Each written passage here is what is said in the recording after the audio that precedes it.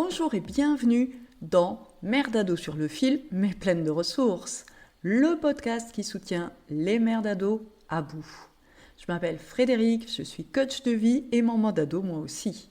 Je suis convaincue que nous avons chacune toutes les solutions en nous pour nous épanouir dans notre vie de mère et de femme bien sûr. Mais parfois, le nez dans le guidon, on ne les voit pas. C'est pourquoi j'ai créé Libératrice de solutions, pour aider les mamans à trouver leurs solutions aux problèmes qu'elles rencontrent avec leur ado. Ici, on parle sans filtre de ce que c'est vraiment d'élever un adolescent. Les conflits, les silences, la fatigue, mais aussi le courage, l'amour et surtout les petits pas qui changent tout. Ce podcast, c'est ta bulle de soutien, ton espace pour souffler et réfléchir, pour repartir avec des clés concrètes pour retrouver confiance, lien et équilibre. Alors, prête à embarquer avec moi ? Respire un bon coup et c'est parti ! C'est pas facile de tenir bon quand on a un ado qui nous en fait voir de toutes les couleurs, que tu t'inquiètes pour son avenir et que tu dois y penser à 2-3 fois avant de lui adresser la parole. Et tu sais quoi ?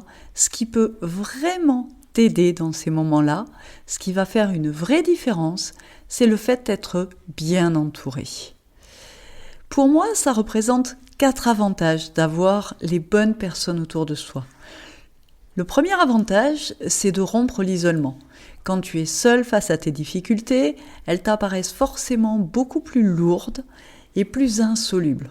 Pouvoir déposer ce qui te pèse, sentir que d'autres traversent les mêmes problématiques, c'est toujours un soutien inestimable. Le deuxième avantage que je vois au fait de bien s'entourer, c'est d'avoir un espace sûr dans lequel tu vas pouvoir exprimer toutes tes émotions.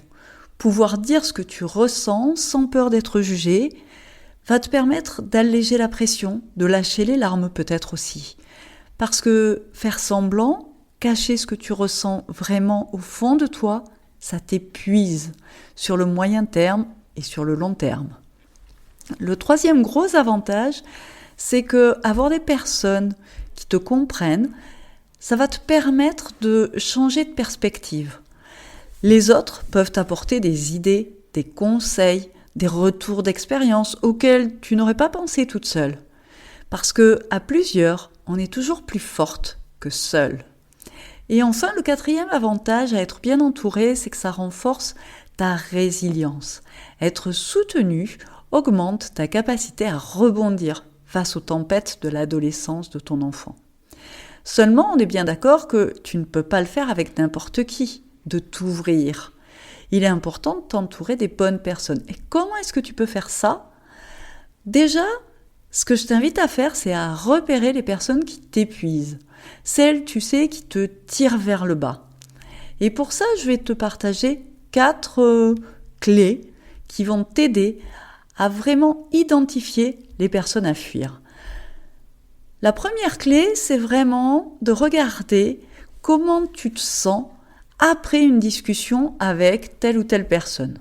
Si tu ressors vidé, découragé d'une discussion, c'est souvent le signe que cette personne a projeté ses propres peurs, ses frustrations sur toi. Donc, fuis. Tu sais, c'est le cas du membre de ta famille qui va te balancer « Moi, à ton âge, j'étais pas comme ça ». Ou la collègue qui se fait un malin plaisir de te raconter les pseudo-exploits de ses enfants parfaits. Ensuite, il y a toutes les personnes qui vont minimiser tes difficultés. Tu sais, le fameux « Oh, mais c'est normal, ça passera, laisse-lui le temps ». Les « accroche-toi, c'est qu'un mauvais moment à passer ». Toutes ces petites phrases-là, elles t'empêchent de te sentir entendu et soutenu. Donc tu n'en as pas besoin. Ensuite, il y a celles qui critiquent tes choix éducatifs. Alors celles-là, je les adore. Tu sais, t'es toutes celles qui te disent « Moi, à ta place, voilà ce que je ferais. Oui, mais si t'avais pas fait comme ci. Oui, mais tu devrais faire comme ça. Si ton ado agit comme ci, c'est que toi, tu as... » et 3 petits points. Tu vois ce que je veux dire ? Toutes ces phrases qui te culpabilisent, qui t'enfoncent au lieu de t'aider et de t'élever. Fuis les personnes qui te font ce type de remarques parce que tu vas te sentir de moins en moins bien à leur contact. Et encore une fois, c'est pas ce dont tu as besoin en tant que maman d'un ado qui peut être par moments est particulièrement compliqué, difficile à vivre. Le 4e type de personnes que je t'invite à éviter au maximum, c'est toutes celles qui dramatisent la situation. Elles amplifient finalement tes inquiétudes au lieu de t'apaiser. Tu sais, c'est celles qui te disent « ton ado va mal finir si tu continues comme ça ». Ah, tu parles d'un soutien. Alors je te dis pas qu'il faut que tu fuis toutes ces personnes parce que parfois c'est pas possible. Si c'est une collègue de travail ou même si c'est un membre de ta famille, parfois tu vas être obligé de les côtoyer. Mais ce qui est sûr, c'est que t'es pas obligé de les côtoyer quotidiennement. T'es pas obligé d'accepter des repas avec eux. Tu peux passer des coups de fil, tu peux faire ton job évidemment avec tes collègues, mais t'es pas obligé de parler des sujets tels que l'adolescence difficile que tu traverses avec ton ado, tes relations, etc. T'es pas obligé de t'épancher sur les épaules de ces personnes-là. Parce qu'encore une fois, tu cherches du réconfort auprès des mauvaises personnes. Voici maintenant comment tu peux repérer les personnes qui, au contraire, vont te booster, vont t'aider et vont te porter vers le haut. Le premier point qui va t'indiquer que c'est la bonne personne pour toi, c'est quand tu te sens plus légère après leur avoir parlé. Si après une discussion, tu ressens plus d'énergie, plus de confiance, ou simplement de la sérénité, alors c'est bon signe. Tu sais, c'est la copine qui t'appelle juste pour te demander comment tu vas et qui va prendre le temps de t'écouter. Pas celle qui te demande comment ça va et qui enchaîne sur autre chose. Non, celle qui veut vraiment savoir comment tu te sens, comment tu vas. Ensuite, il y a toutes celles qui t'écoutent sans te juger. Elles ne cherchent pas à corriger ton rôle de maman, ni à te comparer ou à comparer ton ado au leur ou à tous ceux qu'elles côtoient. Elles accueillent simplement ton vécu tel qu'il est. Et ça, c'est très précieux. Celles qui croient en toi, ces personnes qui te rappellent tes forces, tes réussites, qui t'aident à voir que tu fais de ton mieux, même si parfois ça fonctionne pas, même si parfois tu échoues, même si des fois tu te plantes, c'est normal. Elle t'aide juste à voir que au moins t'essayes, au moins tu fais de ton mieux. Et donc, elle te renvoie une image positive de toi-même. Et ça, c'est hyper important pour te soutenir dans les moments difficiles. Et enfin, si elle t'apporte des solutions ou juste un soutien réel. On n'a pas toujours besoin de solutions parce que il n'y en a pas forcément. Et que la personne qui est là en face de toi, elle n'a pas forcément la solution. Par contre, elle peut juste t'écouter. Et ça, c'est énorme. Pas te donner les conseils plaqués ou des critiques, non. Peut-être une perspective nouvelle qui va te redonner un peu d'espoir. Ou simplement une oreille bienveillante dont tu as souvent besoin.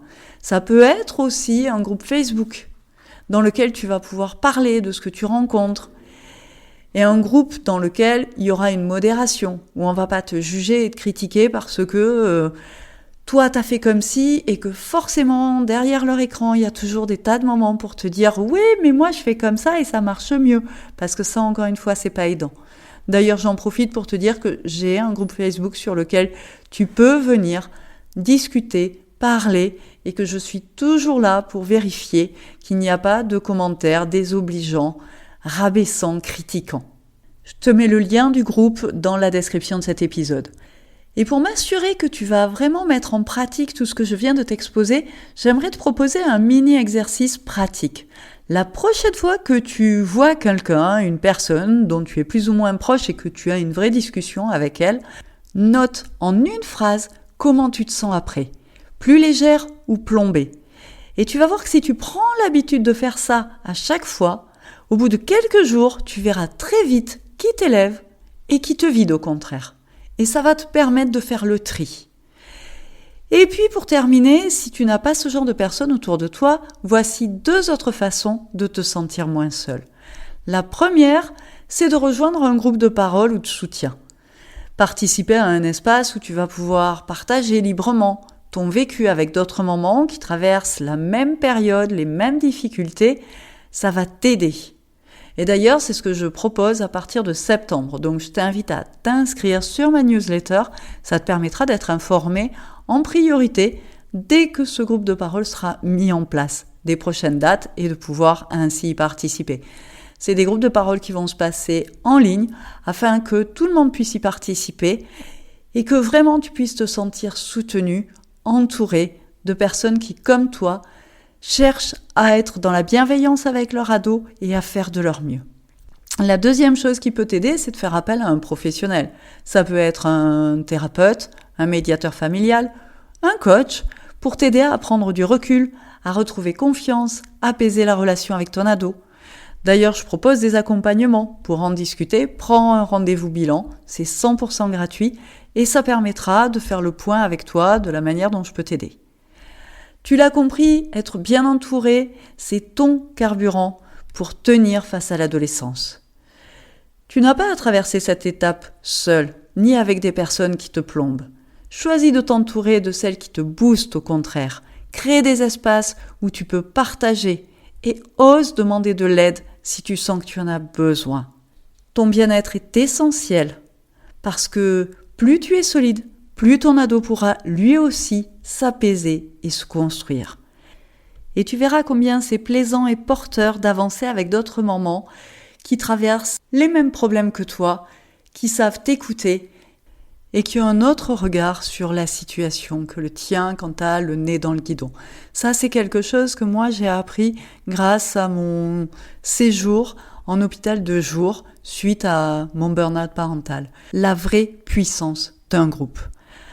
Donc si tu en as marre d'être toute seule, je te mets tous les liens en description de cet épisode pour soit prendre un rendez-vous bilan avec moi, soit participer à mon groupe de soutien. Merci d'avoir écouté cet épisode de Mère d'ado sur le fil, mais pleine de ressources. Si cet épisode t'a plu, pense à t'abonner et pourquoi pas le partager avec une maman dont tu sais qu'il lui sera utile. Tu veux aller plus loin? Abonne-toi à ma newsletter pour recevoir conseils et soutien directement dans ta boîte mail. Et surtout, n'oublie pas, chaque jour, tu fais de ton mieux et ça, c'est déjà énorme.